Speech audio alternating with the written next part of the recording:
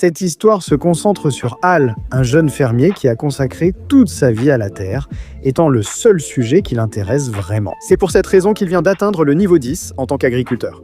Et grâce au fait qu'il possède une compétence d'évolution depuis son enfance. Que ce soit dans tout ce qui concerne la culture ou la chasse, cela a toujours fait de lui le meilleur. Il ne s'attendait pas à avoir un jour, avec son ami Testa, une étrange option lui permettant de fusionner toutes ses améliorations d'un coup. Que, soudainement, son niveau d'attaque passe de 0 à 25 000 totalement disproportionné. Même si cela semble indifférent au protagoniste, il veut juste arriver à la capitale et vendre sa récolte. Mais avant d'arriver, il rencontre quelques aventuriers qui sont dominés par un dragon.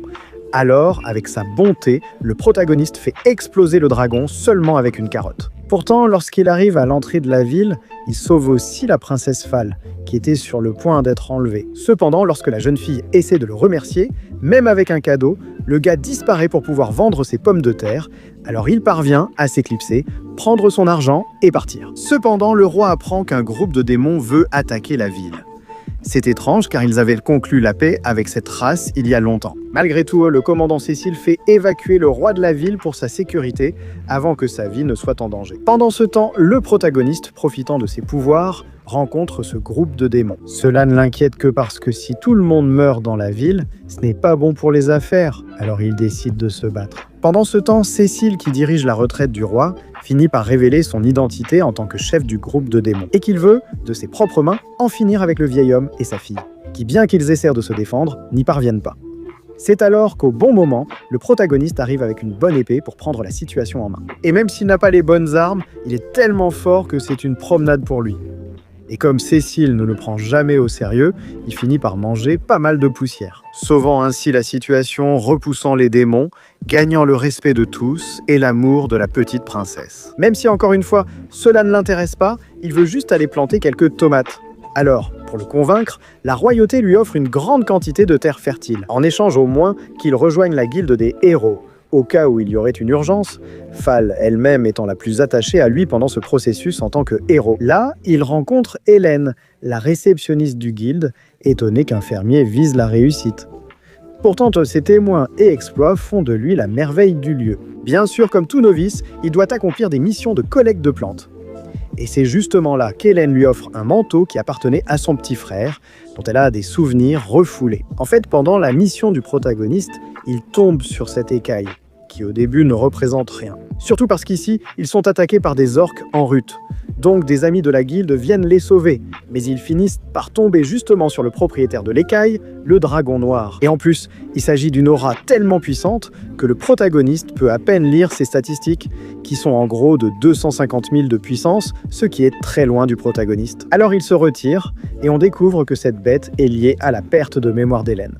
Donc pour aider la jeune fille, le protagoniste fait des recherches dans quelques livres. Et il découvre qu'il y a 15 ans, ce même dragon a attaqué un petit village, ne laissant que cette fille comme survivante, et son frère comme la plus grande victime. Le protagoniste et Fall décident de visiter les ruines. Et grâce à la cape d'Hélène, ils peuvent parler avec l'âme du petit, qui leur raconte qu'il y a 15 ans, comme nous le savions déjà, lui et sa sœur ont été attaqués par le grand dragon noir, qui était censé être mort après le grand combat contre son ennemi, le dragon blanc. En fait, il a détruit tout le village. Et avant que les frères et sœurs ne puissent s'échapper, la bête a dévoré Ray qui essayait de protéger sa sœur. Et où, dans ces derniers instants, il découvre que la source du pouvoir de ce dragon, c'est le désespoir. C'est justement pour cela qu'il laisse Hélène en vie, afin que pendant 15 ans, la jeune fille répande la peur et le désespoir dans toute la ville. Nous arrivons au présent, où la bête veut répéter la tragédie une fois de plus. Alors le protagoniste cherche rapidement Hélène, tandis que Fall alerte tout le monde du danger, du danger. Pendant ce temps, Hélène, consumée par son traumatisme, cherche le dragon. Avec le même couteau, qui il y a peu, servait à couper des oignons, tout ce qu'elle fait, c'est désespérer davantage la bête, qui sur le point de la tuer, est stoppée par le protagoniste. Celui-ci montre à la jeune fille que sans peur, le dragon est faible, en lui donnant quelques coups et en transmettant à Hélène le dernier souhait de son frère. Qu'elle soit fière de son sacrifice pour la sauver plutôt que de souffrir de sa mort, quelque chose qui change un peu cette peur et enlève une partie du pouvoir au dragon. En fait, il commence à perdre beaucoup de puissance, et le protagoniste en profite pour lui porter le coup final. Cependant, soudainement, à ce moment, Hélène attaque le héros, bien que ses yeux montrent qu'elle n'est pas elle-même Et c'est alors que le légendaire dragon blanc vient l'aider. Et aussi pour transmettre son pouvoir au héros avec ses dernières de force. En effet, Hélène est possédée. Et c'est par le dragon noir qui est assez puissant et qui soumet le protagoniste. Cependant, lorsqu'il essaie d'attaquer son esprit, il se rend compte que le héros n'a aucune faiblesse s'il ne pense qu'aux avocats et aux légumes. Le héros utilise le pouvoir reçu pour vaincre l'obscur, apportant la paix à Hélène et héritant de certains pouvoirs. Allait-elle devenir aventurière ? Ainsi, le héros, serein, reçoit une lettre de ses parents et décide de leur rendre visite, surtout à cause des engrais qu'il y a dans la région. Il décide donc de partir, au grand désespoir des filles, surtout Fall, déjà très attachée à lui. Cependant, en chemin, il croise des orques en chaleur et est à nouveau sauvé, cette fois par la guerrière Ruri, une fille gentille mais peu sûre d'elle. Maintenant qu'ils partagent le même destin, ils partent ensemble.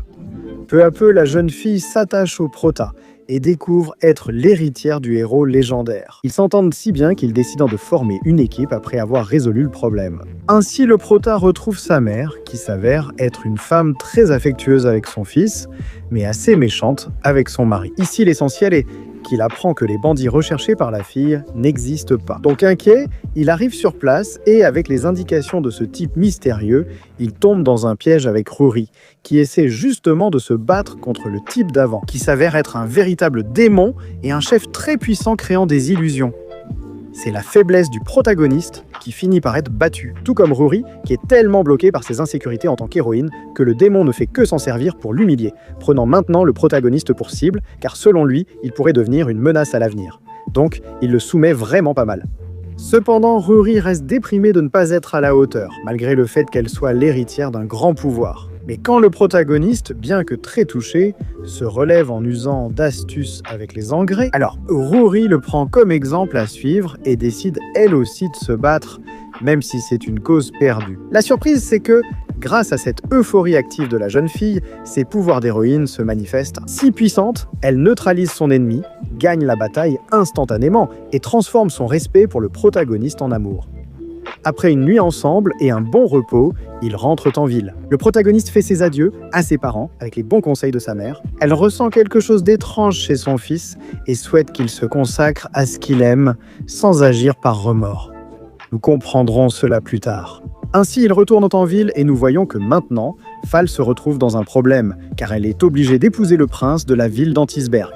Nous comprenons cela quand le protagoniste voit soudain des démons envahir son lieu de travail. Et comme les forces de la ville ne sont pas suffisantes, l'armée d'Antisberg apparaît pour contrôler la situation avec une épée soi-disant miraculeuse. En échange de cette protagoniste, le prince a exigé des fiançailles avec Fall, une injustice courante à l'époque. Cependant, le protagoniste, grâce aux informations de sa mère, qui était une ancienne espionne dans un groupe appelé Ombre, lui avoue que l'épée n'est pas seulement fausse, mais que les démons sont contrôlés par le même prince de cette ville, appelé Nédirus, dans le but d'obtenir des richesses d'autres pays jusqu'à contrôler tout le continent, en utilisant et en faisant chanter un pauvre chef démon en menaçant de tuer sa femme. Le protagoniste doit révéler la vérité tandis que Nédirus profite de ses richesses. Et une fiancée qui, cela dit, ne peut s'empêcher de penser qu'elle ne pourra plus être avec le protagoniste, lequel, justement, est déjà en train de préparer le plan pour s'infiltrer dans la ville. Et avec l'aide de ce messager, qui est élève de la mère du protagoniste, ils obtiennent des démons pour vérifier la fausseté de l'épée. Ainsi, Hal parvient à entrer et se faufile dans toute la ville. D'abord, il libère la fiancée du démon, puis aidé des filles, il arrive à temps aux fiançailles. Là, la jeune fille était vraiment pleine de remords à propos de quelque chose qu'on l'a forcée à faire. Alors le protagoniste la sauve au dernier moment, ridiculisant le prince devant tout son public. En plus de révéler que l'épée ne sert à rien, puisque les démons du messager envahissent toute la ville sans problème, et seule la flûte du chef démon les contrôle, ce qui fait passer le prince pour un menteur. Et comme il n'est pas assez fort, ni ses troupes non plus, Nédirus essaie d'attaquer le roi. Mais le héros prend les devants, remportant ainsi la victoire, et avec Fall, qui ne pourrait pas être plus heureuse, elle s'en fiche de tout, elle dit au héros qu'elle l'aime, prête même à se marier tout de suite. Mais c'est trop de pression pour le héros, qui s'enfuit pour continuer à cultiver de bonnes fraises. Pendant ce temps, le messager dit au roi que le plan de Nédirus a une tête derrière. Une personne dont nous ne savons encore rien.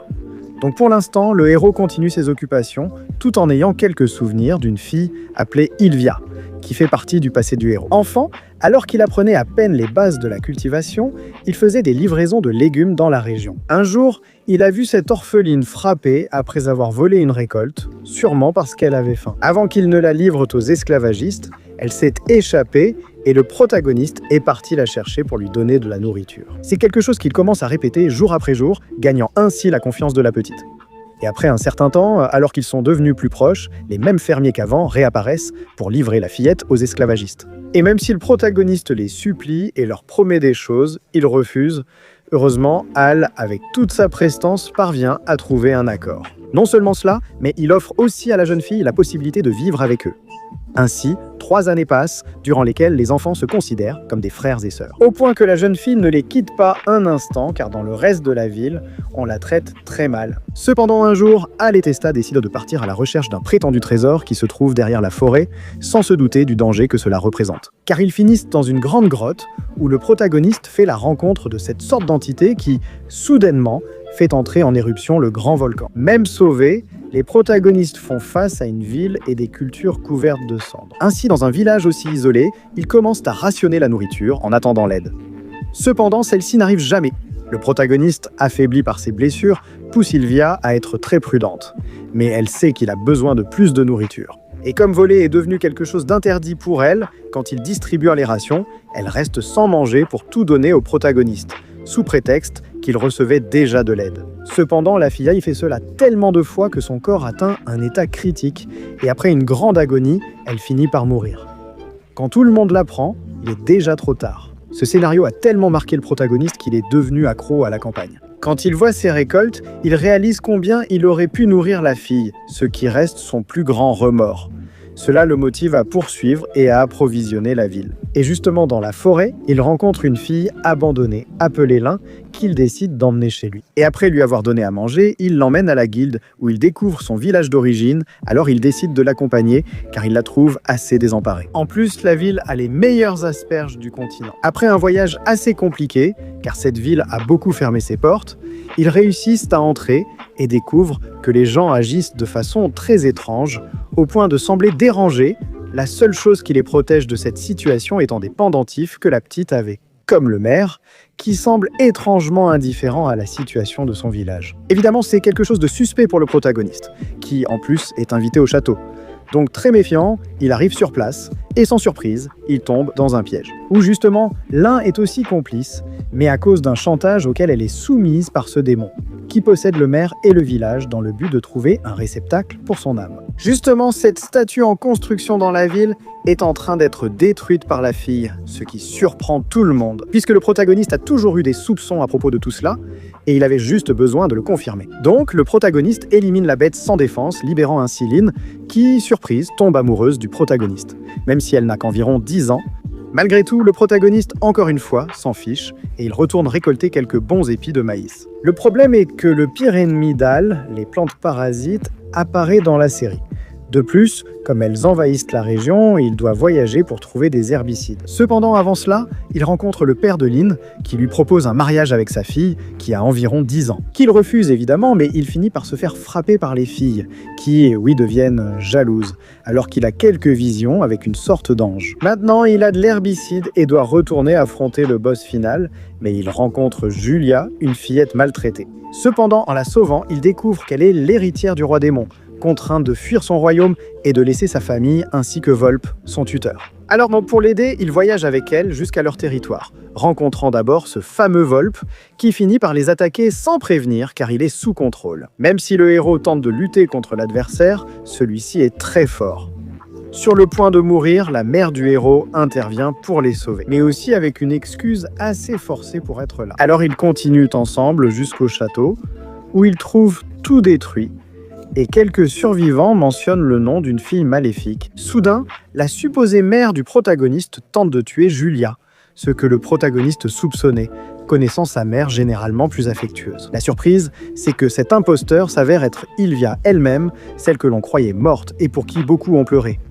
Mais maintenant, elle dégage une aura et un pouvoir obscur. Après les événements d'il y a 15 ans, la même entité rencontrée par le protagoniste, source de son pouvoir, a offert une nouvelle chance à la jeune fille. Donc il est très probable qu'Al ait lui aussi un pouvoir scellé en lui. C'est Ilvia qui essaie de le convaincre de la rejoindre, car son amour est resté intact malgré toutes ces années. La mission de cette fille est de tuer Julia, d'où l'intervention du protagoniste. Et surtout, l'ange des visions, qui choisit Al comme élu et lui donne le pouvoir de vaincre les ténèbres, mais en lui retirant toutes les capacités d'obscurité qu'il avait acquises. Même là, Ilvia ne peut s'empêcher de l'écouter. Malgré ses attaques, elle le respecte toujours. Elle choisit donc juste de revenir plus tard. Il a de nombreux problèmes, dont les démons qu'il accusant de connaître la fille responsable du chaos. Il est finalement pardonné après avoir expliqué l'histoire et sauvé Julia. Cependant, il reste pensif car son pouvoir est désormais assez faible. Cependant, le protagoniste a des priorités claires. Tant qu'il cultive et obtient de bonnes récoltes, il peut aussi s'entraîner. Ce nouveau pouvoir donné par l'ange, plus en lien avec ce qu'il aime. Donc, après tout cela, il ne nous reste qu'une rivalité assez compliquée avec son amie d'enfance, qui est elle aussi très excitée de le revoir. Donc pour le moment, cet anime se termine avec une seule saison, alors il ne nous reste plus qu'à attendre une suite. Donc voici Jiro, un otaku pur et dur, avec toutes les caractéristiques pour ne jamais avoir de petit ami dans sa vie. Cependant, il a la chance de vivre dans un monde où les lycées organisent des exercices de mariage, où les mineurs sont emmenés dans des appartements pour partager une vie de couple simulée avec une fille choisie au hasard dans leur classe. Ce qui rend tout le monde très pensif. Surtout cette fille, appelée Akari, qui court après le blond générique numéro 2,1, tandis que le protagoniste, ces filles, au style de rue, ne l'attirent pas vraiment, et il préfère les femmes des jeux vidéo, ou aussi son amie d'enfance, pour laquelle, bien qu'il soit très gentil, il essaie de ne pas se faire d'illusions et de ne pas être blessé. Et pourtant, la fille lui lance des sous-entendus assassins. En tout cas, nous avons quelques règles importantes, comme atteindre un certain score de compatibilité entre le couple pour essayer. Et comme ils sont mineurs, ils doivent éviter la tentation en dormant séparément. Le problème ici, c'est que le protagoniste tombe justement sur la moins appropriée, la Gale Akari. Donc les choses entre ces deux-là commencent très tendues, et pas de façon agréable, leur score descendant dans les négatifs. Donc pour le moment, ils doivent agir comme un couple, malgré leurs différences. Puisque Jiro est beaucoup plus réservé, tandis que la fille essaie de provoquer des situations excitantes qui finissent par leur être utiles, mais que Jiro doit aborder avec calme. Alors, il sort prendre un peu d'air, pendant qu'on voit que la fille, quand elle est seule, a ses propres insécurités et ne veut pas qu'une autre femme lui prenne le blond, qui, sans surprise, est le petit ami de Shiori. Ce qui rend le protagoniste furieux, c'est-à-dire qu'il s'était déjà fait des illusions. Donc, il n'y a pas d'autre choix. Ils doivent travailler pour obtenir le rang A, qui leur permettra de changer de partenaire, selon les règles. Alors, pourquoi ne pas commencer cette mascarade par un baiser sans sentiment? En fait, le lendemain, tout le monde a l'air bien avec son partenaire. Durant ce temps, le protagoniste reste distant avec la sienne. L'après-midi, alors que sa femme est au karaoké avec le blond, lui attend seule à l'entrée et c'est Shiori qui vient lui parler. En fait, elle ne le drague même pas, mais elle veut qu'il la traite avec plus de familiarité. Mais Jiro est très réservé avec elle, et le blond arrive pour rendre la conversation tendue, le laissant à nouveau seul. Tout comme la pauvre Akari, avec qui il finit par rentrer à la maison. Cependant, ils partagent des sentiments tristes, ce qui semble déclencher quelque chose qu'ils ne pourront pas arrêter. La personnalité autoritaire de la fille s'adoucit lors d'une nuit d'orage où, incapable de dormir, ils regardent des films. Avec le protagoniste, elle tente d'améliorer leur relation avec ce pyjama assorti et plus de douceur, ce que le protagoniste interprète comme un événement avec le blond. Cependant, alors qu'ils sont en train de s'habiller, la lumière s'éteint dans l'endroit. Et la fille ne peut pas paraître plus vulnérable. C'est quelque chose que le protagoniste ne peut pas ignorer. Qui croit encore qu'une fille comme elle ne fait que jouer avec les vierges comme lui. Il profite donc de sa peur pour l'effrayer davantage et finit par se rendre compte que cette fille est sincère. Et lui aussi doit l'être, en lui disant à quel point elle est mignonne quand elle dort, ou enfin pas tant que ça. Et c'est comme le lendemain, ils se rendent compte qu'ils ont obtenu un rang B, comme l'un des meilleurs couples lors des exercices.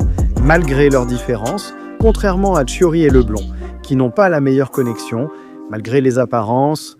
Mais bon, Jiro finit par se marier et sa femme décide de sortir avec ses amis, ce qu'il trouve un peu étrange puisqu'elle ne reste pas avec lui. Cependant, un peu plus tard, la moins attendue, Chihiro arrive et s'occupe de lui tout l'après-midi. En se remémorant leur relation d'enfance, elle lui montre qu'elle se sent en confiance avec lui. Pendant qu'elle cuisine, le protagoniste se rappelle pourquoi il n'a pas pu lui avouer ses sentiments à l'école primaire. La fille lui avait dit « Eh frérot, tu es le meilleur, ne change jamais ». Il a vu cela comme une friend zone et a choisi de préserver leur relation. La fille le nourrit ensuite jusqu'à ce qu'il s'endorme. Et maintenant, nous voyons la version de Churi qui ne voulait pas le voir seulement comme un ami. Mais le protagoniste s'est fâché avant qu'elle puisse l'inviter à sortir ce même jour-là. Mais comme rien n'a été clarifié, ça reste ainsi. Pendant ce temps, Akari n'a pas pu arrêter de penser au protagoniste toute l'après-midi, car c'est elle qui a envoyé Churi s'occuper de son mari. Même si c'était une faveur, elle ressent de la jalousie.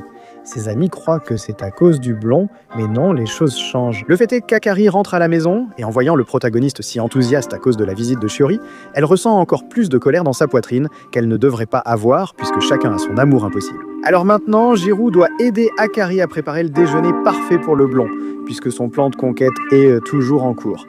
Donc Jiro est le cobaye parfait, quelque chose qui les fait passer beaucoup de temps ensemble, tandis que leur score ne cesse d'augmenter.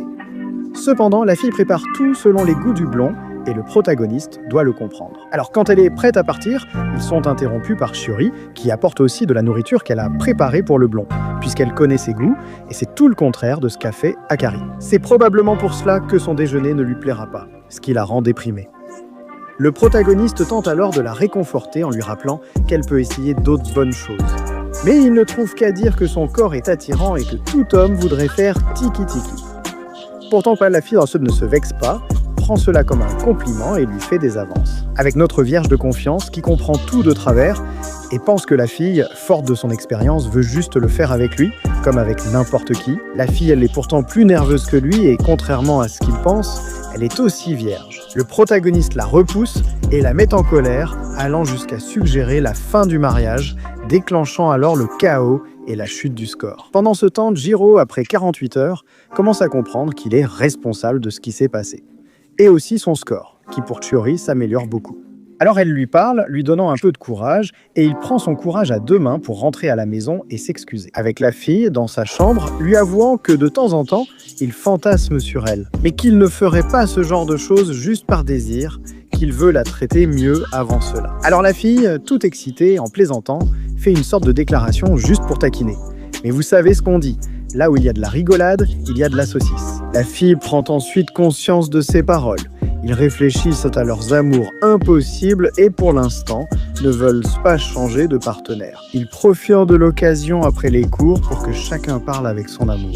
Et Akari, qui semble soulagé de se sentir encore attiré par Minami, finit par être déçu. Parce que le type non seulement ne lui accorde aucune attention, mais en plus, il n'a pas l'intention de se séparer de Churi. Situation que, vue sous un certain angle, l'ami du héros interprète mal, pensant qu'ils sont en train de s'embrasser. Pendant ce temps, Jiro s'en sort plutôt bien, car même si Shiori hésite à quitter Minami, elle attend que le héros propose une idée. Mais aucun d'eux n'est capable de parler. Et là, tout le monde arrive pour mettre de la tension dans l'air, alors ils se séparent. Pendant ce temps, Akari commence à se comporter de façon étrange, et le héros, par l'intermédiaire de son ami, découvre qu'elle a embrassé Minami.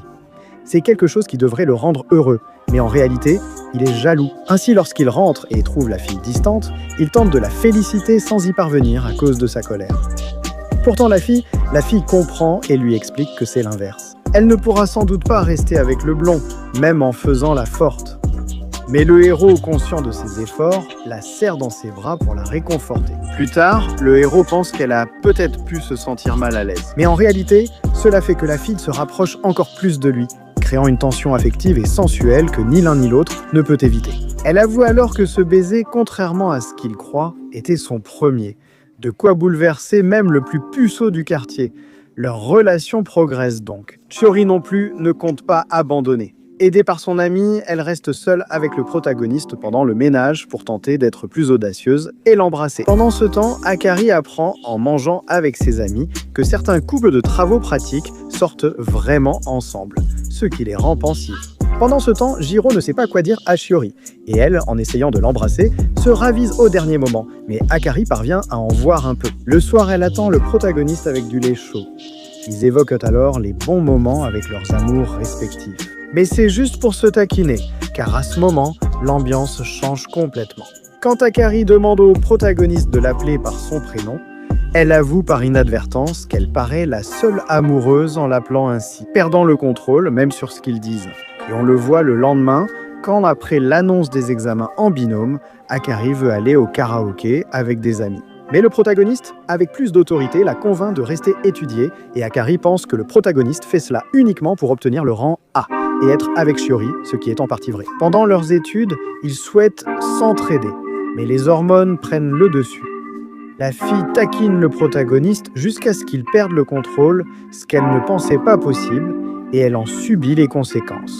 Un accident apaise la situation, mais leur alchimie grandit, notamment parce qu'ils refusent de s'appeler par leur prénom, par vengeance ou fierté. Cela le rend pensif toute la journée, si bien qu'à peine rentré chez lui, il ne pense pas à sa bonne note à l'examen, mais plutôt au fait d'avoir appelé la fille plusieurs fois par son prénom. Des détails qui commencent à accélérer les battements de cœur des deux, leur faisant oublier que le mariage est faux. Shiori, consciente de la situation, profite de l'accident de son ami pour emmener le protagoniste lui rendre visite. Cela lui permet de parler et d'avouer qu'elle n'a pas pu avancer avec le blond, parce qu'elle ne ressent pas l'alchimie qu'elle aurait, par exemple, avec un ami pour échanger un baiser. Alors elle demande une preuve au protagoniste qui saisit l'occasion, et même s'il regrette à la dernière seconde, cela finit par arriver. Pendant ce temps, l'ami d'Akari pense que des gens font ça à l'infirmerie, et court le dire à son ami, qui trouve cela normal, jusqu'à ce qu'elle reçoive un message du protagoniste lui disant qu'il était à l'infirmerie. Ce qui déprime la fille en général, au point qu'elle ne se soucie même plus d'être près du blond. Elle rentre seule chez elle, craignant ce qu'elle pourrait trouver, mais seul le protagoniste l'attend sur le canapé tard le soir. Pensant que le protagoniste l'a fait avec Shiori, elle se déshabille et l'enlace pour simuler la scène.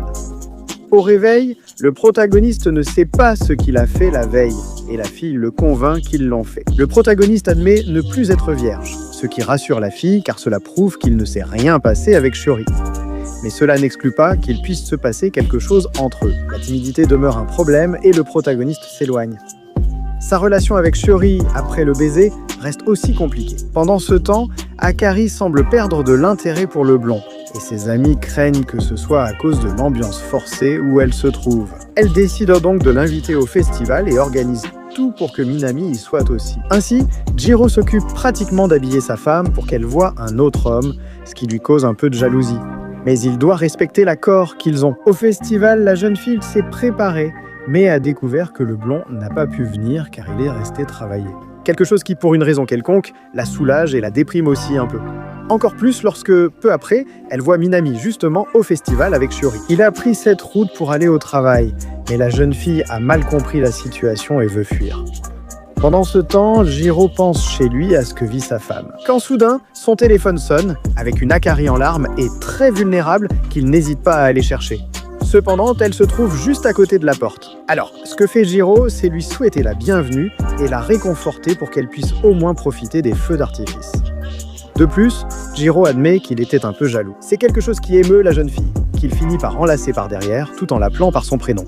Ce qui, comme nous l'avons vu, semble lui donner la motivation dont elle a encore besoin. Ils continuent à partager des moments et l'objectif du rang A, à leur insu, perd peu à peu de son importance. De plus, une petite araignée apparaît à la maison et Akari demande à Jiro de la protéger, alors il la rejoint sur le canapé. Pendant ce temps, elle semble plus confiante que d'habitude, ce qui fait que les choses deviennent incontrôlables, puisqu'ils vont ensemble à la cuisine, à la salle de bain, et là où elle sait à quel point elle se sent en sécurité avec le fameux vierge, à qui elle est même capable de demander de le lui donner dans la bouche. La fille demande donc pour taquiner s'ils agiraient comme de vrais petits amis. Situation tendue qui, grâce à l'araignée, se résout, mais devient chaque fois plus complexe. Leur relation s'en ressent.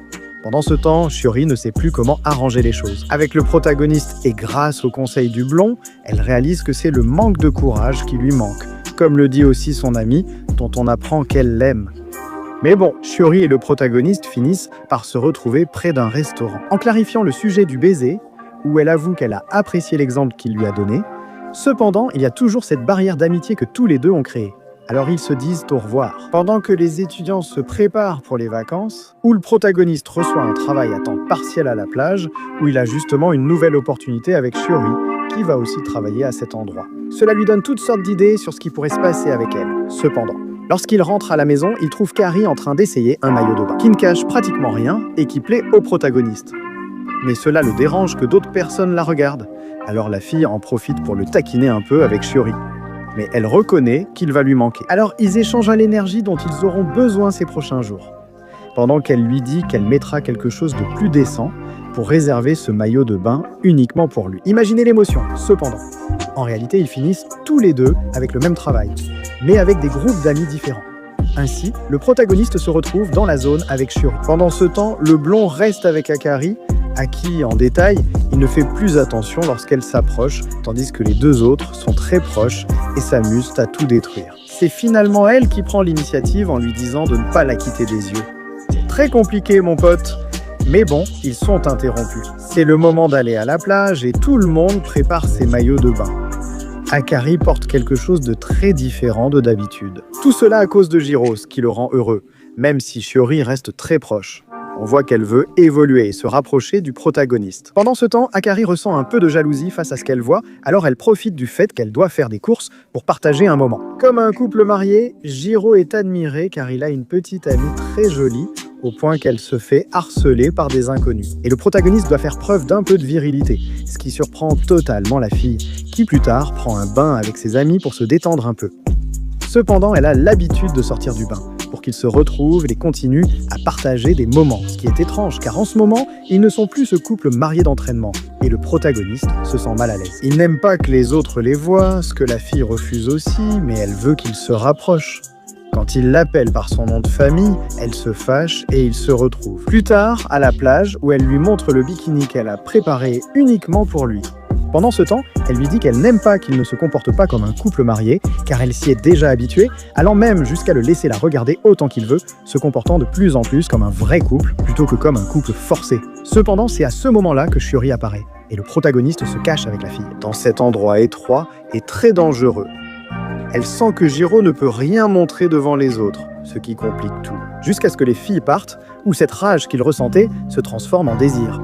Atteignant même un point où le protagoniste est face à la fille, où elle s'en rend compte. Et là, aucun des deux ne peut contrôler ce qui pourrait arriver, mais avant que cela n'arrive, le protagoniste. Il a un coup de chaleur et retourne à l'auberge où ils sont plus calmes. Et là, la fille lui fait clairement comprendre qu'elle veut qu'il la regarde sous toutes ses facettes et qu'ils puissent apprendre à mieux se connaître tous les deux, contrairement à sa relation avec Shiori. Parce que la fille, chaque fois qu'elle veut dire quelque chose, elle s'arrête elle-même et ne fait que compliquer les choses. Donc, la scène d'hier soir leur a vraiment pris la tête. Jusqu'à un changement important, le soir, il y aura la fameuse promenade en couple. Dans l'obscurité, c'est là que Shiori donne le premier indice en disant qu'elle adore la personnalité du protagoniste. Ce qui amène l'ami de Jiro à modifier les couples, laissant le protagoniste avec Shiori, sans oublier qu'Akari est aussi sa récompense. Cependant, il s'agit d'une promenade assez normale où Akari tient la main du blond. Mais elle pense préférer celle de Jiro, puis, distraite, perd son téléphone. C'est la seule à manquer la ligne d'arrivée et il commence à pleuvoir. Le protagoniste décide de partir à sa recherche, laissant même Shiori, ce qui a donné l'impression de couper un peu plus la chimie entre eux. Quoi qu'il en soit, le protagoniste parcourt tout le sentier. Alors qu'ils vont se retrouver et qu'Akari attend le protagoniste, c'est le blond qui arrive. Il entend dire le nom de Jiro devant lui. Pendant ce temps, le protagoniste retrouve le téléphone portable et Shiori, qui lui a apporté un parapluie, et c'est ici que la série prend des décisions définitives. Le protagoniste apprend qu'Akari a été sauvé par le blond, ce qui le dérange. Pendant ce temps, Shiori en profite pour lui demander de montrer si vraiment il ne ressent rien pour sa fausse épouse. Elle le pousse à bout avec un baiser chargé d'émotions, pas forcément positive. Le blond réalise que la fille aime Jiro, ce qui le soulage car il savait qu'elle avait des sentiments pour lui qu'il ne pouvait pas partager. Il se sentait coupable, l'ayant vécu avec un amour non réciproque. Même si Akari nie, elle ne peut plus se mentir à elle-même. Et c'est le gars, il lui conseille de profiter de la proximité qu'elle a pour concrétiser quelque chose avant qu'une autre personne ne le lui prenne. Cependant, pendant ce temps, la fille se motive grâce à son ancien amour. Le protagoniste est en train d'embrasser son ami d'enfance. Et c'est quelque chose dont Akari finit par se rendre compte. Ainsi, cela devient une confusion pour tout le monde. Car maintenant, oui, Shiori se sent coupable d'être, en quelque sorte, la maîtresse dans une relation factice, ce qui la pousse à s'éloigner du protagoniste. Pendant ce temps, Jiro, dans sa tête, pense qu'une fille qui te dit qu'elle veut être plus qu'une amie n'a pas été claire. Et il n'arrive pas à comprendre. En tout cas, par hasard. Ensuite, il la croise à la librairie. Impressionnée par ses compétences, la fille l'invite chez elle où il profite de Shiori comme de sa femme un instant. Mais il suffit de voir une photo d'Akari pour que tout son bonheur disparaisse. Et il rentre chez lui où il reçoit justement un message d'Akari qui sans raison lui dit qu'elle s'ennuie. Lui aussi, et il propose un rendez-vous. Mais le protagoniste dans sa sagesse pense que la fille prépare quelque chose de plus. Cependant, rien de tout cela. Elle se sent de plus en plus nerveuse à côté de Jiro, plus féminine. Elle rit pour n'importe quoi et rougit à chaque commentaire lié à leur mariage. Alors enfin, le protagoniste est arrivé à la difficile conclusion que la fille est probablement sincère. Ah mon pote. En fait, après avoir passé cet après-midi génial, il tombe sur Chiori, qui complète ce trio problématique qui entraîne les deux filles. Ils font une course jusqu'au temple voisin de façon symbolique pour montrer leur rivalité. Et en même temps, elles voient les facettes d'un couple et l'avenir pour la gagnante, pendant qu'elles font leurs vœux respectifs au temple pour leur vie amoureuse. Nous laissant un destin assez incertain pour ces couples, mais bon, c'est ici que l'anime s'arrête, qui au moins continue dans son manga, et qui est plutôt bien pour le moment. Aucune annonce d'animation pour l'instant, mais nous espérons une suite bientôt. Merci à Taru, un jeune homme de la ville, qui passe du temps avec Shinobu, la fille qu'il aime, et même si le sentiment est réciproque, le protagoniste a l'incroyable maladie de draguer toutes les filles qu'il rencontre. Ce qui, au final, ne lui apporte que des problèmes avec son ami, et pas qu'un peu. Même le vieux Cherry le sait, mais tout bascule quand quelqu'un arrive sur Terre. Une mystérieuse soucoupe volante prend le protagoniste pour cible afin de le faire participer à une compétition qui décidera si la Terre sera détruite ou non. La seule chose qu'il doit faire, c'est attraper Loom, la fille du chef des envahisseurs. Ce qu'Ataru essaie de refuser, jusqu'à ce qu'il voit que sa rivale est une belle fille. Et il finit par participer sans réfléchir à un événement où il aura 10 jours pour l'attraper et toucher ses cornes, évitant ainsi un possible massacre sur Terre. Le problème, c'est que le protagoniste est un gringalet sans condition physique, contre un alien qui non seulement peut voler, mais utilise aussi des attaques électriques façon Pokémon. Donc on a 5 jours d'humiliation totale, avec des parents qui regrettent l'enfant qu'ils ont eu. Cependant, ce que personne ne sait, c'est que le moteur d'Ataru pour tout ce qu'il fait, ce sont les femmes. Et quand il est au lit, il reçoit la visite de ses amis. Ichinu qui lui dit simplement que s'il gagne la compétition, elle l'épousera et ils fonderont une famille. Ainsi, nous passons d'un protagoniste médiocre à un héros génial. Et dès le lendemain, nous commençons à voir de grandes améliorations, allant même jusqu'à lui enlever quelques vêtements. À Loom qui commence à remarquer les efforts du protagoniste. En fait, maintenant, la fille poursuit le héros pour récupérer ses vêtements, ce dont Ataru profite pour mettre son plan à exécution. Maître en touchant les cornes de la fille, et il gagne donc, même s'il a sauvé des milliers de vies, la seule chose à laquelle il pense, c'est à son mariage. Cependant, il commence à le dire à voix haute, et Loom pense qu'il parle d'elle. Il en résulte un malentendu. Le protagoniste se retrouve fiancé, mais pas à la fille attendue. Ainsi, Ichinu disparaît pendant un certain temps, tandis que Loom décide maintenant de rester avec le protagoniste. Ce dernier lui fait clairement comprendre qu'il est amoureux d'une autre fille. Et bien, lorsqu'il essaie de demander le divorce, Loom s'en va assez déçu. Ou peut-être pas tant que ça, puisque le protagoniste en profite pour appeler Ichinu. Et Loom s'immisce rapidement. Jalouse, elle évoque avoir des enfants avec Ataru, tandis que la ville sombre dans le chaos à cause du signal d'OVNI incompatible avec la Terre. Ainsi, Ataru décide d'aller voir Ichinu en face à face. Mais Loom reste très forte et essaie de le retenir. S'il n'y avait pas eu le vieux, il aurait fini mort. Cependant, cette série repose sur des malentendus et finit par détériorer leur relation, donc elle s'arrête là. Ataru retourne en cours, où Loom ne le quitte pas. C'est un peu gênant pour ses camarades, qui d'un côté ont de la peine pour Ichinu, et de l'autre sont des fans inconditionnels de la fille alien. Donc, sous la pression, Ataru disparaît pendant un moment, pensant que c'était une solution, mais d'une manière ou d'une autre, Loom est toujours là.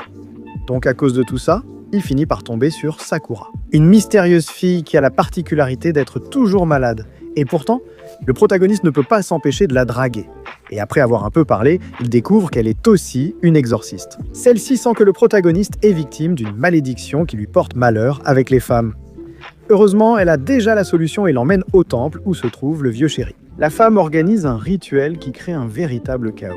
En fait, la jeune fille inexpérimentée extrait toutes les malédictions de son propre corps, celles qui la rendaient malade, et les transmet au protagoniste. Il finit dans un état si grave qu'il a failli mourir.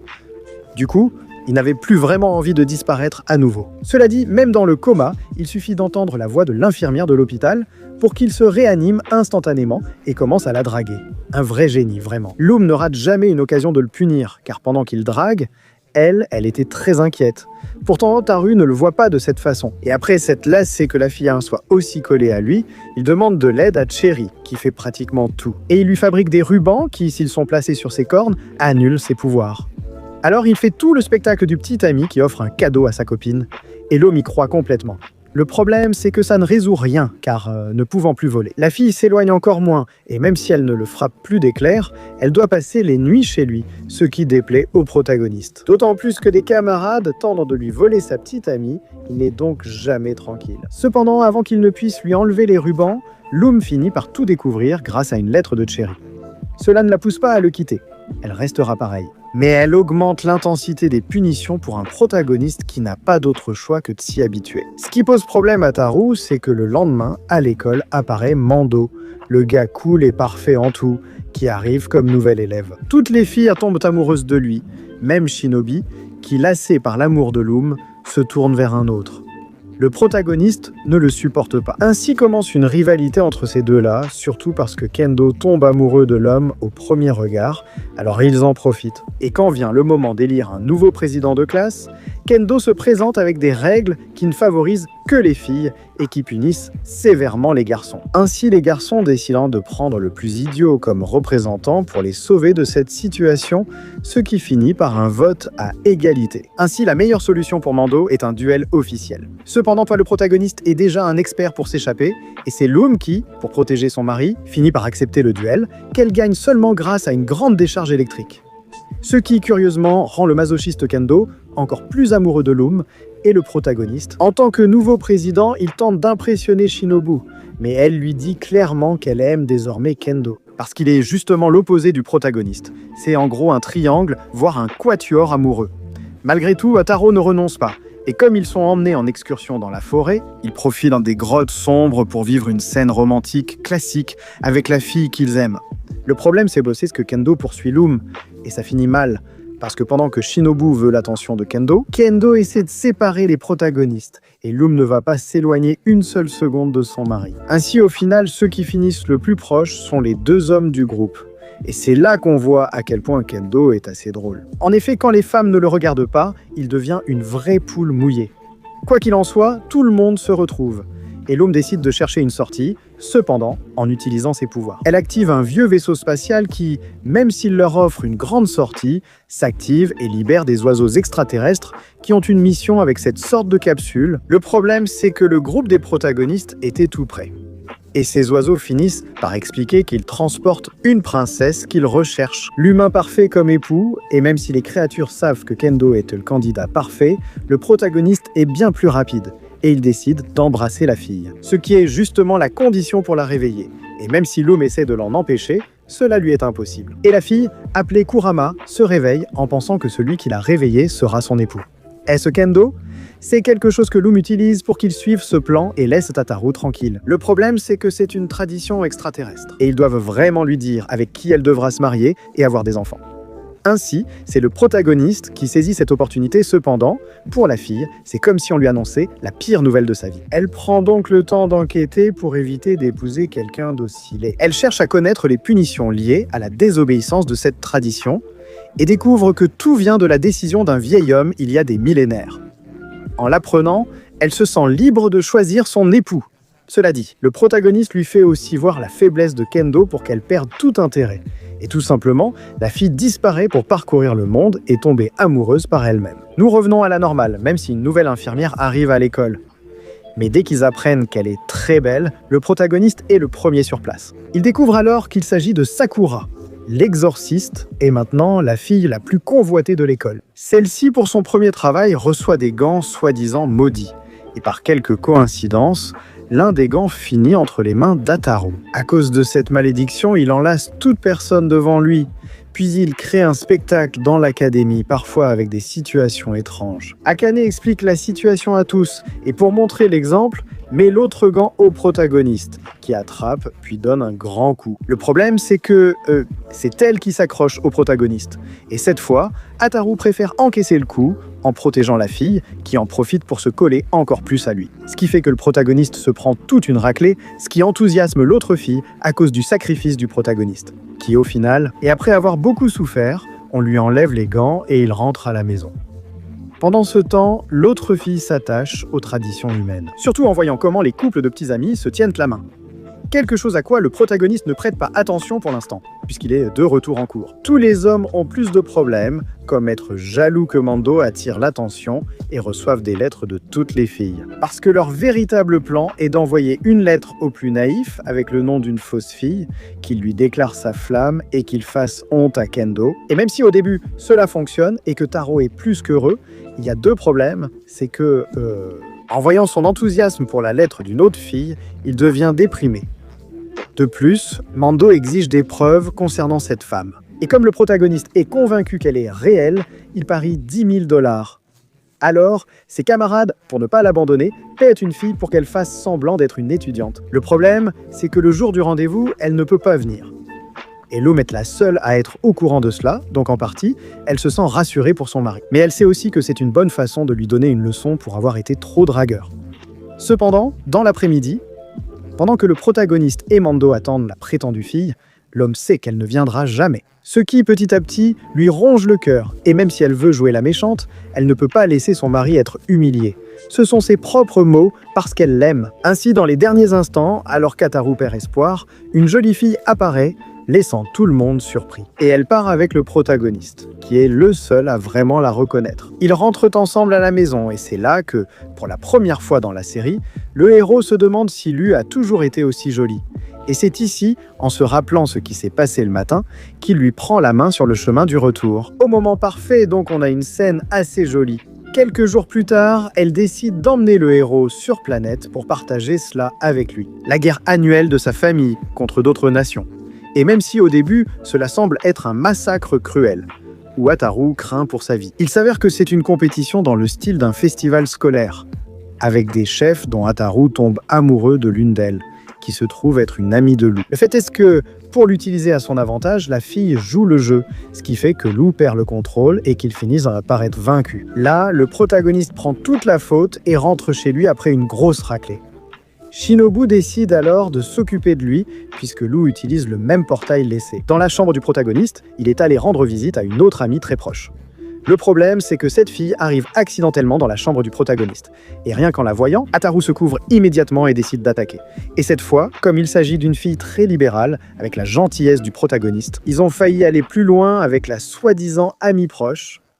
Heureusement, l'animal de compagnie de cette fille est très jaloux. Et une chasse commence pour le protagoniste, qui transcende même le portail, donc la bête commence à semer le chaos dans la ville, et avant d'être maîtrisée, elle donne une bonne raclée au protagoniste pour le laisser encore plus mal en point qu'il ne l'était déjà. Et aussi en laissant la fille de glace sur sa faim, mais bon, après tant d'hiver, les protagonistes décident de prendre une journée à la piscine, où nous avons le paradis des femmes pour le protagoniste, mais comme il est trop dragueur, elle le laisse au fond, là où Lun. Inquiète pour lui, elle décide de le sauver et rencontre un démon gentil au fond de la mer. Ce dernier cherche seulement de la compagnie et un endroit où rester. Cependant, il suffit que les autres voient digne cette créature pour qu'il quitte les lieux affolés, ce qui l'oblige à partir. C'est triste pour les protagonistes, mais pas tant, car il finit dans la baignoire d'Ataru comme nouveau foyer. Et même s'il y passe un mois, là-bas, les protagonistes décident de lui chercher un nouveau foyer sur la plage. Pendant ce temps, il rencontre Sakura, justement en plein rendez-vous, où, comme tout bon protagoniste, au meilleur moment, il l'interrompt parfaitement. En arrière-plan, ce garçon s'apprête à abandonner son animal dans cette boîte, sur ordre de sa mère. Pendant ce temps, les protagonistes ont aussi la créature dans une boîte. En fait, le garçon, après un moment, regrette sa décision. Mais il prend la mauvaise boîte et cherche comment s'en occuper sans que sa mère le découvre. Il s'est aussi passé autre chose avec un autre animal, car Chéri, qui s'est trompé les enfants, en profitait. Ainsi, avec le problème résolu, ils retournent en classe, mais avec 2 nouvelles élèves, dont l'une est Loum, qui, grâce à son père, pourra enfin être plus proche de son mari. Bien que cela ne lui plaise pas, ce que la souris aime, c'est que dans l'autre classe, une belle fille transférée arrive, celle qui, pendant le festival sportif, il la drague sans hésiter et la jeune femme n'est pas gênée. Loum décide alors d'intervenir, remarquant quelque chose d'étrange chez elle. Alors, il lui parle derrière le gymnase et se rend compte qu'il s'agit de son ancienne amie d'enfance, avec qui il partageait tout depuis qu'ils étaient enfants. Même le goût pour les garçons et qu'elle s'appelle Ram. En effet, Loum a réussi à sortir avec un ami qui leur plaisait toujours à toutes les deux. Cette fille atteinte d'une forte bipolarité veut se venger. Avec un simple baiser, elle peut absorber l'énergie de toute créature et plus encore. Plus tard, on le voit dans un exemple, donc Loum essaie de protéger le héros de tout ça. Mais le gars ne cède pas beaucoup, surtout quand Ram n'est pas agité. C'est son ami de toujours, même avec quelques vieux souvenirs d'enfance. Cela dit, elle veut mener à bien sa vengeance, donc le lendemain, elle emmène les protagonistes jusqu'à sa maison temporaire pour tromper son ami en créant un clone, sans vie de son mari, afin qu'elle puisse embrasser le vrai. Cependant, tout se passe à l'envers et le protagoniste est sauvé, avec une Ram déterminée à accomplir son objectif. Quoi qu'il en coûte, du moins jusqu'à l'arrivée de Rei, ce garçon que les deux aimaient enfant, toujours obsédé par Loum. Le problème, c'est que ce type attaque la maison du protagoniste. Mais quand il prend sa forme humaine, toutes les filles du coin fondent pour lui. Même la mère du protagoniste. Elle se moque désormais de son mariage de 90 ans et veut vivre une romance d'adolescente. En réalité, Rei la poursuit, mais maintenant amoureuse du protagoniste, elle le repousse sans cesse. À l'époque, il était aussi très agressif, c'est certain. Même le protagoniste lui conseille de ne pas gâcher l'occasion. Mais cette fille est loyale et décide de continuer sa vie. Cependant, déjà à l'école, le type réapparaît soudainement, ce dont Ram apprend qu'elle est encore amoureuse. De plus, toutes les filles le remarquent, lui enlevant le record. Même Ram, celle qui insiste le plus pour que le type la remarque, même avec un déjeuner préparé par elle-même. Mais cette série est pleine d'amour non partagé, et la situation se termine ici. Heureusement, le type se calme, et on voit comment Loum continue la routine où elle est toujours très attentive au protagoniste. Même si on voit que l'indifférence du protagoniste commence à fatiguer la fille, en plus il la traite toujours comme une gêne. Et quand elle prend le temps de fabriquer une poupée en cadeau pour le protagoniste, il lui rappelle simplement à quel point il était heureux quand il était seul, donc ce jour-là. La fille, très peinée, lui dit au revoir et part, mais Taru n'y prête guère attention, car il pense qu'elle reviendra à tout moment. Cependant, il remarque le changement dans sa routine, et au fil des jours, non seulement lui, mais aussi ses amis commencent à regretter l'absence de la fille. Même Mando organise un spectacle de recherche avec sa famille, mais seul le protagoniste connaît la vérité. C'est pourquoi, une nuit, en serrant dans ses bras la poupée de Loum, il se met à pleurer en disant à quel point elle lui manque. Durant ces jours, il a perdu son charme sans le réaliser, et ne l'a jamais retrouvé. Il ignore que cette poupée est un communicateur dont Loum dispose dans son vaisseau spatial. Elle devait juste régler une dispute avec sa mère, mais après avoir entendu le protagoniste, elle se sent très bien et soulagée face à ses sentiments. Le lendemain, Taru est de plus en plus déprimé et a des cernes. Sur le chemin de l'école, Loum lui fait une surprise, même s'il essaie de ne rien laisser paraître. On peut voir son bonheur dans une scène vraiment géniale. Ainsi, ils retournent ensemble en cours, avec la nouvelle que la fiancée de Kendok est arrivée. À ce moment, le protagoniste, fidèle à ses principes, tente de la lui retirer et réalise que sa sœur, ce qui est encore mieux pour le protagoniste. Toutefois, cette fille n'est pas si gentille, car elle invite le protagoniste et ses amis chez elle, lesquels, de manière naïve, décident d'y aller pour finir par participer à tout un labyrinthe dans le manoir, ce qui est un peu du remplissage. Mais bon, nous avons des scènes amusantes, des situations pour chacun, et où l'on voit que ceux qui étaient ennemis au début sont maintenant réunis et profitent de leur vie scolaire. Donc pour l'instant, nous avons terminé. Cette histoire suit Kaots, un otaku passionné de fantasy érotique. Par hasard, il teste un nouveau jeu et dès sa première mission, une joueuse vient à son secours. Il le voit comme un idiot, cependant, elle oublie sa récompense pour le sauvetage. Et le protagoniste décide de la chercher en ville pour lui rendre ses affaires et faire une bonne action, précisément dans la boutique d'armure pour dames et chevaliers. Il tombe sur une scène assez nuisible pour l'esprit, où le patron et son employé semblent se détendre un peu. Cependant, contrairement à ce que pensait le protagoniste, le patron est en train de prendre les mesures de la fille pour une armure. Cependant, pour le protagoniste, tout cela est étrange, car dans cet endroit, toutes les armures sont conçues pour être aussi obscènes que possible. C'est possible, car le responsable du magasin, Narden, est probablement l'homme le plus pervers qui existe, avec pour seule mission dans sa vie que les femmes de toutes les races aient une protection qui révèle toute leur sensualité. Donc, nous savons déjà quelles scènes nous attendent avec cet anime. Puisque les femmes de ce monde ne se soucient pas de la façon dont elles s'habillent, comme nous l'avons vu avec la fille que nous avons rencontrée plus tôt, appelée Lilieta. Cependant, ici l'important, c'est le sac d'argent que le protagoniste apporte et qui finit par être crucial pour sauver l'entreprise qui est sur le point de faire faillite. C'est normal quand le responsable ne pense qu'aux courbes de ses clientes. C'est pourquoi Kaoz arrive pour s'occuper de l'argent de l'entreprise, sans que personne ne se soucie du fait qu'il soit un inconnu. Mais bon, il découvre la raison de cette décadence dans la boutique, et c'est que Narden vend toutes ses lingeries de protection avec quelques statistiques à des prix incroyablement bas, qui dans aucun cas ne rapporteraient de bénéfices, même s'ils ont beaucoup de clients, comme cette fille qui cherche à améliorer son agilité au combat. Et le responsable lui recommande ce bikini. 3 fils à prix très bas en lui disant que sa beauté les mettrait en valeur. Elle finit par céder à cause du prix. Même si ce n'est même pas confortable pour elle, même si en vérité on ne sait pas, parce que les autres options étaient bien pires, alors elle termine son achat super bon marché. Le protagoniste sait qu'il faut changer des choses et conseille à Narden de croire davantage en son produit pour se distinguer et éviter l'échec. Il souhaite aussi les aider. En effet, Lilieta l'intéresse, surtout en apprenant qu'elle n'a aucun lien avec le sale Narden. Pourtant, il ne manque jamais une occasion de s'en servir comme modèle pour ses nouvelles armures. Au lieu de l'effrayer, cela donne à Kaoz envie d'autre chose, jusqu'à ce qu'il tombe amoureux, et désormais, nous aurons un sim assez frappable.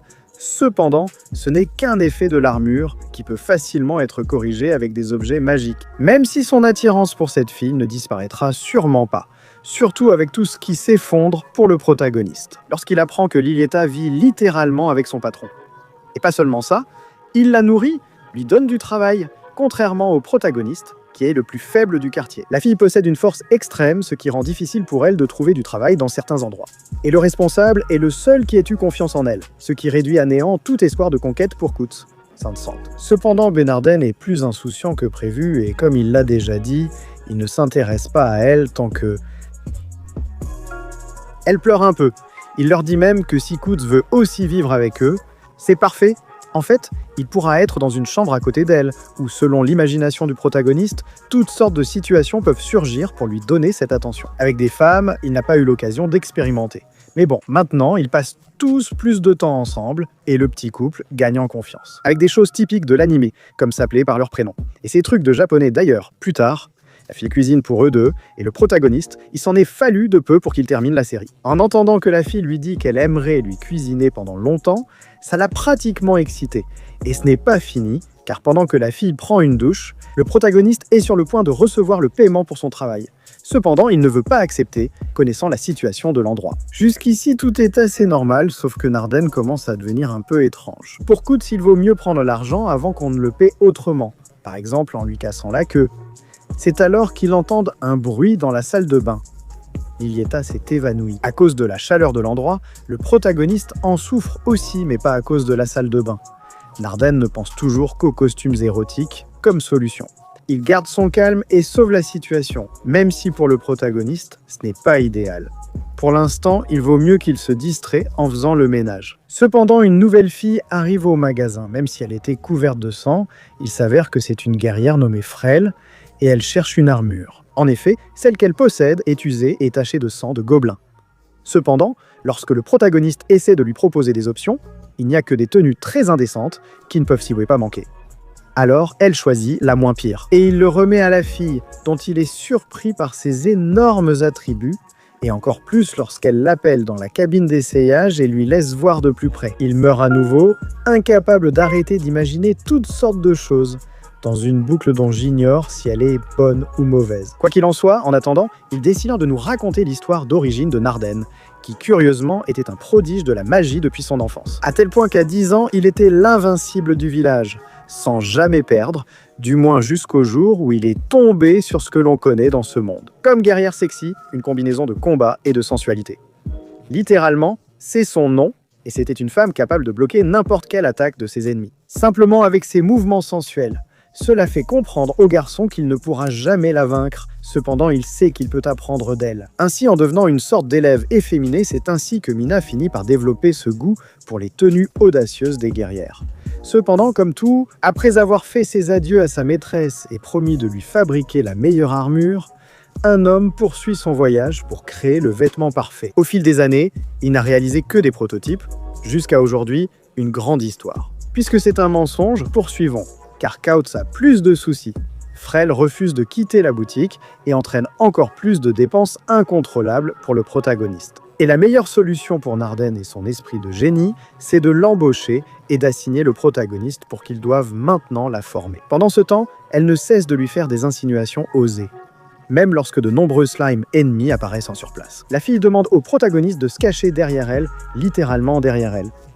Heureusement, face à cette situation, Lilieta arrive et élimine les slimes en les faisant exploser avec ses mains. Avec toute la force déjà vue, cependant, cela crée un autre cliché d'anime donnant une fièvre incroyable au protagoniste qui meurt pour la 10e fois. De plus, quand il va mieux, c'est lui qui doit s'occuper de tout le désordre. Pendant ce temps, les filles prennent une bonne douche qu'elles passent aussi ensemble. Elles décident que chacune mentionnera les meilleurs atouts de l'autre, ce qui devient une conversation plutôt chaude, il faut l'avouer, avec un peu de censure. Et là, on voit Frel déjà trop à l'aise dans la maison, en plus de recevoir son premier salaire.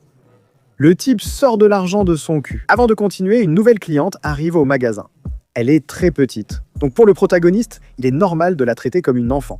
Cependant, à la surprise générale, il s'avère que c'est le roi démon de ce monde, qui est complètement furieux parce qu'on lui a volé ses ailes angéliques, plus précisément à Arden, et toute cette histoire des ailes. Ça n'a pas beaucoup de sens, mais rien dans cet anime n'a de sens.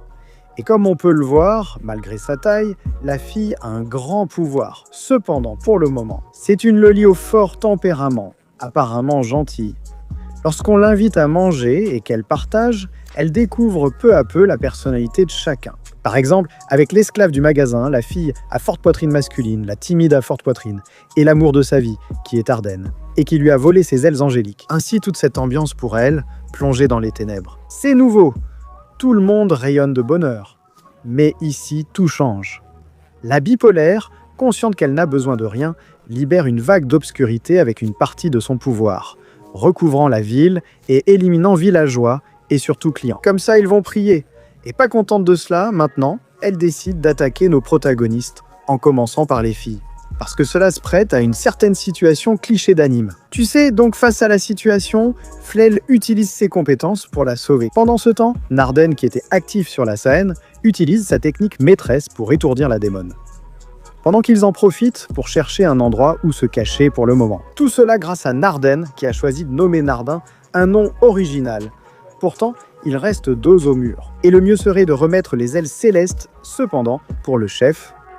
Cet objet fait déjà partie de la boutique d'armure luxurieuse. Il ne peut pas y renoncer ni abandonner ses compagnons aussi facilement. Il fait un discours de motivation sans réel sens, motivé par la perversion, mais cela motive tout de même tout le monde à se battre. Et maintenant, avec un plan qu'ils ont, Narden, pendant que la démone les cherche, seul le chef apparaît devant elle pour lui dire qu'il prépare l'armure suprême avec les mêmes ailes angéliques, nous prouvant que toute son histoire avec la maîtresse était bien réelle, et il assure à la démone que dans 1 an, quand l'armure sera prête, elle sera la propriétaire de son œuvre. Cependant, elle refuse car elle ne peut pas attendre plus longtemps que ce qu'elle lui a déjà accordé, en plus de la trahison. Pendant que les autres s'éloignent discrètement, ils sont cependant tellement inutiles qu'ils se font repérer et doivent accélérer les choses. En effet, le plan du chef est que l'une des filles atteigne le sous-sol pour prendre l'armure. Elle est presque prête.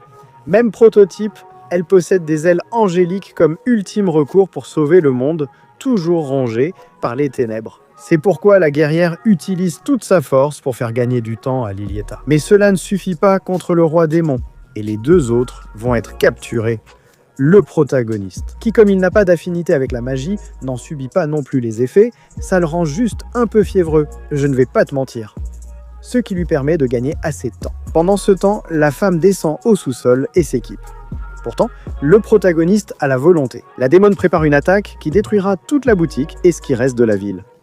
Si ce n'était pas parce que Lilieta apparaît avec l'armure au moment précis, où sa puissance est si grande qu'elle fait face à la reine démone, qui même en utilisant une boule d'énergie de plus en plus grande, Elle succombe au charme de la protagoniste, qui la neutralise et stoppe sa magie, mais au lieu de l'achever comme prévu, elle parvient à contrôler son esprit et à voir réellement ses sentiments, pour révéler qu'en réalité, cette fille voulait simplement profiter de l'ambiance joyeuse qui règne dans la boutique et ailleurs. Mais elle ne pense pas que tout ce qu'elle incarne puisse s'accorder avec quelque chose d'aussi coloré. Donc, en échange du retour du monde à la normale, ce qu'il fait en une seconde, Narden lui prépare l'armure scolaire ultime, qui, d'une certaine manière, était ce qu'elle cherchait pour commencer son changement. Ce qui nous laisse tous satisfaits, et surtout, sans un monde au bord de la destruction. Ce qui se traduit donc par de nouveaux clients susceptibles d'acheter des armures. Excitant, vivre heureux et riche pour toujours. Voilà cette très courte série qui nous laisse quelques épisodes de plus, que je commenterai, où le protagoniste, après avoir appris l'existence d'un magasin concurrent à proximité, décide de s'y rendre et achète finalement des lunettes. Elles paraissent normales au début, mais lui permettent de voir la vérité. Même si la situation devient étrange, il rencontre les filles qui, cette fois, réinitialisent réellement son esprit. Cela le pousse à devenir un peu fou avec ses lunettes, qui finissent par lui faire voir des êtres démoniaques et même briser le 4e mur. Cela dit, en nous laissant avec quelques plans de ce que cet anime sait le mieux montrer, Lexi. Cependant, il perd l'effet des lunettes, et il semble que tout redevienne normal. À part quelques détails, il décide de retourner au magasin. Cette fois, toute l'équipe y va et découvre un lieu totalement différent. Le magasin regorge d'objets inconnus pour eux, ce qui était normal pour le plus grand commerce du coin. Mais avant de poursuivre leur visite, ils se retrouvent dans une sorte de zone où ils sont piégés et portent des vêtements différents. Ainsi, ils comprennent qu'il s'agit d'une mission du jeu. Cependant, un ennemi est apparu et s'est emparé de tout. Le budget de l'anime est élevé car il a beaucoup de style et on ne peut combattre que comme un boss final. C'est pourquoi Narden propose une nouvelle armure qui ne couvre que la zone importante du protagoniste. Mais il n'y a pas d'autre choix avec le temps qu'ils ont. Alors Kaots décide de se sacrifier avec l'arme la plus puissante. Cependant, face à cet ennemi, ce n'est pas suffisant et il reçoit un coup de pied dans la zone B, ce qui est très traumatisant. Donc ils n'ont pas le choix. Narden utilise à nouveau sa capacité d'étourdissement pour les sortir de la tente au bon moment et les sauver de cette étrange situation. Cependant, quelque chose de pire les attend dehors, car une beauté inattendue apparaît, qui n'est pas seulement une idole reconnue, mais qui copie littéralement leur commerce. Après tant d'efforts qu'ils ont fournis, elle vend exactement comme eux. Et même s'ils essaient de lui montrer que le succès n'est pas immédiat, la jeune fille réalise des ventes instantanément grâce à son influence. Et elle finit par leur donner une leçon. À la fin, elle leur propose une alliance qui les rapproche et améliore la situation, expliquant la disparition progressive de la jeune fille, car sa mission était simplement de leur montrer le bon chemin, ce qui laisse tout le monde assez ému. Pendant que l'on voit de grandes phrases comme celle qui dit qu'à la fin du chemin, toujours, le plus important, c'est une bonne armure érotique qui met en valeur les courbes d'une femme. Et en comprenant aussi que, tôt ou tard, ils rencontreront à nouveau l'idole. S'il n'y avait pas qu'elle est derrière eux, c'est un bon détail. Ainsi se termine cette série étrange qui, honnêtement, se résume facilement, car elle n'apporte rien. Ce sont des épisodes extrêmement courts, avec des situations un peu absurdes, comme vous avez pu le voir dans la vidéo. Cela dit, il y a une suite avec une dose d'érotisme encore plus prononcée. Ecchi, plus de 18 ans, peu importe, et si vous laissez 400 commentaires sous cette vidéo. Je serai obligé de continuer cette histoire en sacrifiant un peu mes yeux, je ne vais pas te mentir. Mais si ça vous plaît, c'est comme ça. De mon côté, il n'y a rien de plus. J'espère que cet anime étrange vous a plu. On se reverra la prochaine fois, et comme l'a dit mon père, je vous abandonne.